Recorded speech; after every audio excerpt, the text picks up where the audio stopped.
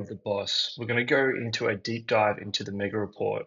The Mega Report was our flagship report and is probably the best case scenario in showcasing the connection between P&L balance sheet based metrics all the way through into the clinical performance of locations, clinics, teams, funding sources, the works. So we're going to, in this video, kind of stick to this top part of the screen and go through the different ways in which the report functions. So to start with, we'll go top left, and these are our different views. So at the moment, we're in the advanced view, which basically brings in all the different data from all the different connectors, such as your PMS software, your CRMs, accounting software and the works. But as you can see, it can be incredibly overwhelming. So we've built in this view capability. So we can create different views to focus in on different areas of the business and allow for basically shortcutting or focusing, I guess, attention for different roles, responsibilities, or simply different functions that happen in the business. The way this works is by basically you can edit or create a new view. In a view, you can create it visible to yourself only, visible to everyone, or take benefit into the permissions functions utilizing different roles in which that you want to share the view with. Simply, all you go from there is by looking at all the different options and rows, click the plus buttons, build out your view. And obviously in the view, you can manipulate and move the different rows around as well. Similarly, we have the dashboard functions for those who like the pretty pictures.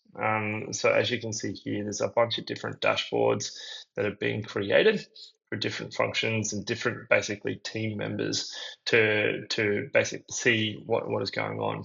The way that these work, if you've got a timeline based view or dashboard or graph available, it will graph everything that that you are showcasing in the timeline that you're utilizing. For these other metrics or views that are more, I guess, singular number, it will base it based on the metric, the row, the column, the time frame, time period in which you're hovering over. That's the views function. It works very similarly to, the dashboard function. It works very similar to the view function. So you can just edit it, make it visible to yourself, visible to everyone, or only permissions. You can add rows, change the different columns. You add your chart, choose your chart type, choose your data source, which is based on basically all the different data that you can see in there. You can break that data down into locations, professions, anything that you want, even all the way through to a different practitioner. Create the min and max values,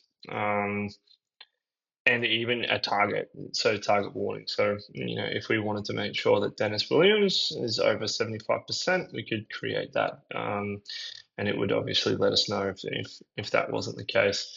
We can then change it through to just one, and we can move the different charts around into different areas on the chart to make, I guess, the dashboard that we want.